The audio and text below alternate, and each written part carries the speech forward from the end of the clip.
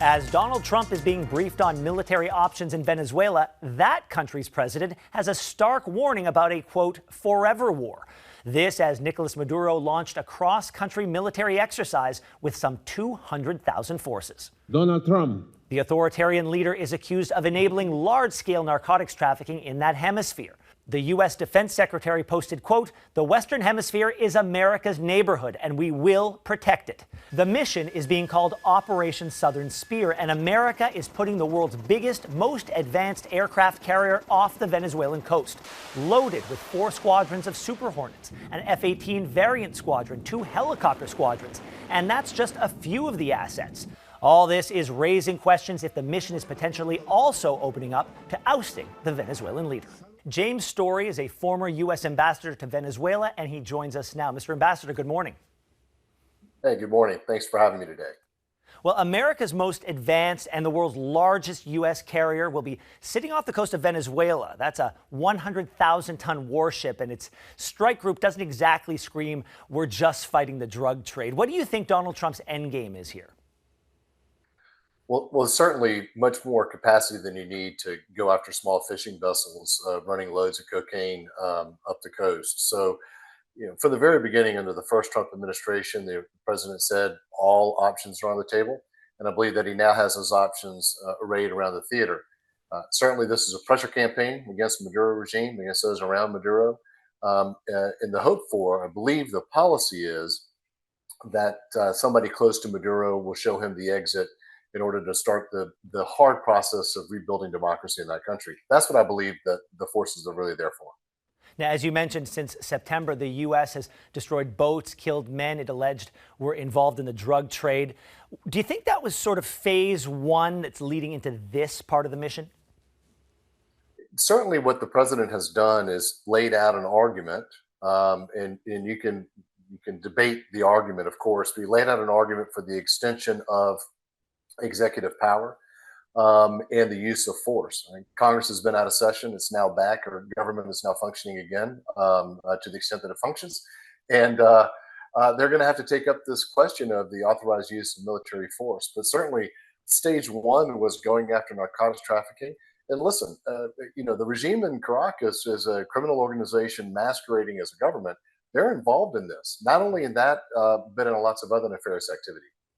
Yeah, most viewers would agree that ousting a dictator like this can be a noble goal. And you just said Maduro's government is a criminal organization masquerading as a government. But if America were to aim to oust Maduro, does that not open up greater concerns about America forcing leadership change in other countries?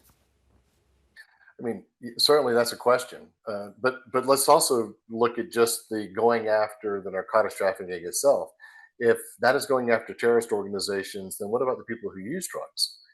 What's the definition of what about the companies in China that are producing the drugs? I mean, you can get to an illogical end game here. I certainly think that in the region, there's going to be a lot of antibodies to an American action like this. The fact of the matter is we haven't done anything like this since Operation Just Cause in 1989. Now, I will submit that Panama is much better off today without Manuel Noriega than it would have been had he remained in power. But having said that, this is not, the Colin Powell doctrine. If you break it, you buy it. This is not going to be necessarily a straightforward, linear process either. If the decision is taken.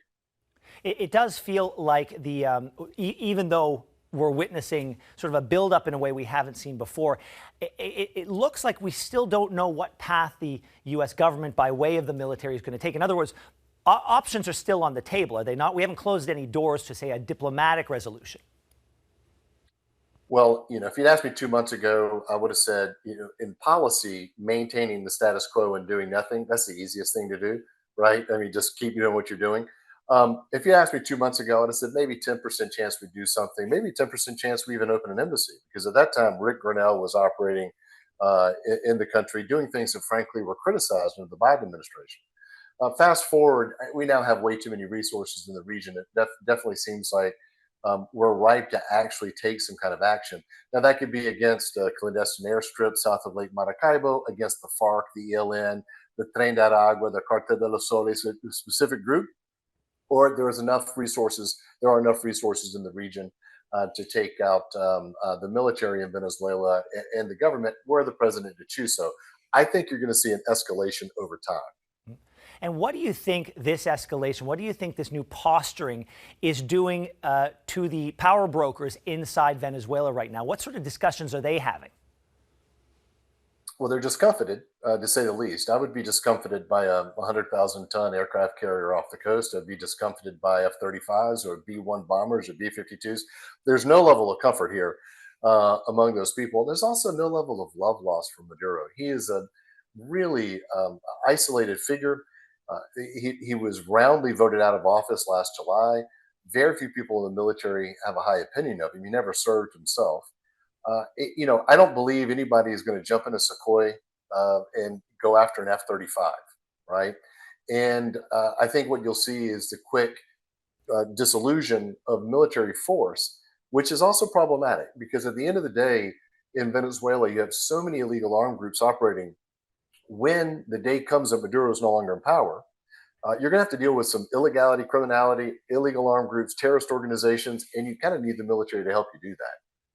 Well, let's start with or let's paint a picture rather of the Venezuelan military. What's the state of it today? Well, I can tell you a couple of years ago, they ran military exercises and they included countries that don't even exist, such as South Ossetia, and they lost to everybody.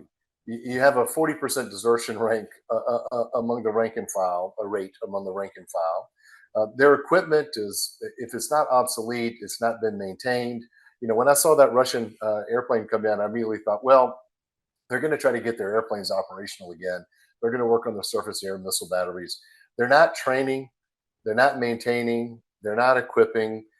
In the show of some civilian force, the militia coming out, running around, people who are either very old or out of shape, holding wooden guns, this kind of thing.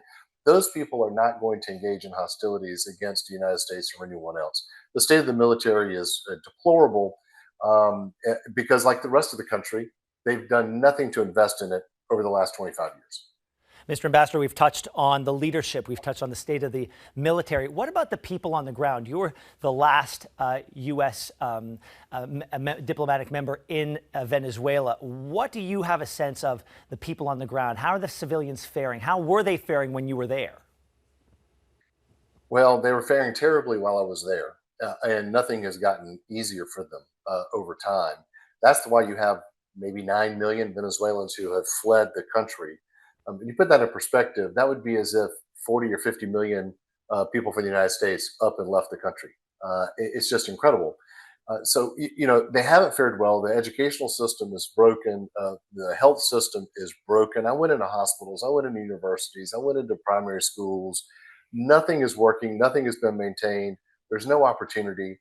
There are no prospects. The economy has been dollarized, and that's made it a little more stable for the hyperinflation issue. But the fact of the matter is, people don't have jobs. They don't have enough to eat. They don't have food and medicine. They don't have hope. And the hope part of this is why they went out en masse and voted against Maduro last July. Well, this does seem to be shaping up as a sort of a power play between two powerful figures, Donald Trump and Maduro. But what are the neighboring countries in the region saying or feeling about this rise in tensions?